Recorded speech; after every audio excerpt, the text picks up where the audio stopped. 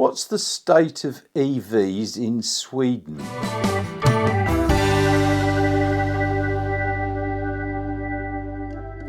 As you know, Sweden is the land of IKEA and Volvo. So which EVs are topping the list of sales here in Sweden in Q1 2023? Yes, that's right, it was Tesla. Tesla Sweden sold 3,613 Model Ys, Q1 2023. They also sold 1,005 Model 3s, but that was at number 4. In number 2 spot was the XC60, which is a Volvo, and that sold 3,289. And the XC40, also a Volvo, 2,401. So if you actually accumulate those figures together, Volvo sold 5,690, so it was the number 1 EV manufacturer, and Tesla sold 4,618, and it was number 2. Now I didn't include Polestar in the Volvo sales because it's sort of a different company now. So whilst it seems that Tesla sold fewer vehicles in total here in Sweden, it doesn't look like that out on the streets, I'll tell you. I am seeing a Tesla every 50 yards or 50 metres. It's just unbelievable. And I've hardly seen any Volvos, the EV variety that is. I have seen a couple of Polestars. But the one thing that has amazed me here is the number of Mercedes EVs, and they're actually EQEs, so they're not the cheap ones, and they're being used as taxis. And I've seen a pile of Tesla Model Ys being used as taxis as well. So I don't know where the EQEs are coming from, but there's a lot of them here as taxis. Now the other thing is that I've also seen quite a large number of VWs. Mostly ID4s, but a couple of ID3s. I've seen a lot of ID4s actually. I did see an ID Buzz, which was a van, not the passenger one. And that really sort of took me back to my time in Africa, driving around in a VW Combi when I was a teenager, back at the end of the 60s. Yeah, a long time ago. I know some people don't like the ID Buzz, but for me, I quite like it. Now, also whilst walking around, I came across a VW dealership with all the latest release version of the ID4 and the ID3. I think it's got a slightly bigger battery and so on.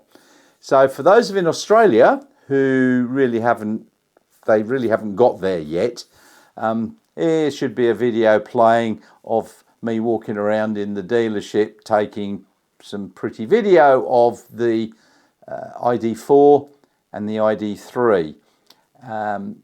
The top spec model ID4 here in Sweden sells for about the equivalent, I think, of 100,000 Australian. Yeah. Compare that to a Model Y. It's a bit difficult to decide which one. I mean, I got into the ID4. It was all right. Now, the other thing that I also went into was an Audi dealership. And this Audi dealership had all the new and latest EVs from Audi. My wife, unfortunately, has decided that she likes the Sportback e-tron. Unfortunately, it costs over 1.1 million Swedish krona, which equates to about 160,000 Australian. Ouchies. Now, the other thing that I've noticed, unlike Australia, all the car parks here seem to have chargers. Most of them seem to have one fast DC charger, which is about a 50 kilowatt charger, which has got CHAdeMO and CCS. But they've also got 4 or 5 dual ported 22 kilowatt AC chargers. So that would be, 10 possible cars charging at the same time. And in fact, as I was walking back to my hotel just now, there were 10 cars parked at a bunch of chargers, all plugged in. So yeah, we lacking a little bit Australia. Let's just take a quick look at EV sales for a few different European countries. And as you can see from this chart, Norway is way out ahead, but Sweden is in second place. And they're trying to do a lot to clean up the atmosphere here in Sweden. Italy's bringing up the rear. What do you expect? After I was there recently and they all wanted their cars to go vroom vroom. Yeah. So I've got a heap of pie charts here, so we'll just quickly rip through these pie charts. So this is Norway, Q1 2023 passenger auto registrations. As you can see, 84.5% were battery, 5.4% plug-in hybrids, 6.5% hybrids, and a paltry 1.9 and 1.7% were diesel and petrol. Oh dear, so they're doing great guns there. And then Sweden, not doing too bad, 36.2% were battery electric vehicles. Unfortunately, we've still got well over 30% being an internal combustion engine vehicle. Portugal, 16% were battery. France, 15.4% were battery. UK, 15.4% were battery. They really haven't grown a whole lot in battery electric vehicle sales over the last couple of quarters. They sort of stagnated a bit. Germany, 14.2%. But look at that, 37% were petrol and almost 19% were diesel. Spain getting a bit weaker now. And then Italy, yeah, well, at least said about them. I think Australia is selling twice as many percentage-wise battery electric vehicles than in Italy.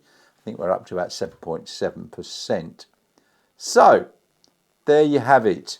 Battery electric vehicles, gangbusters in Scandinavia. We need to catch up in Australia.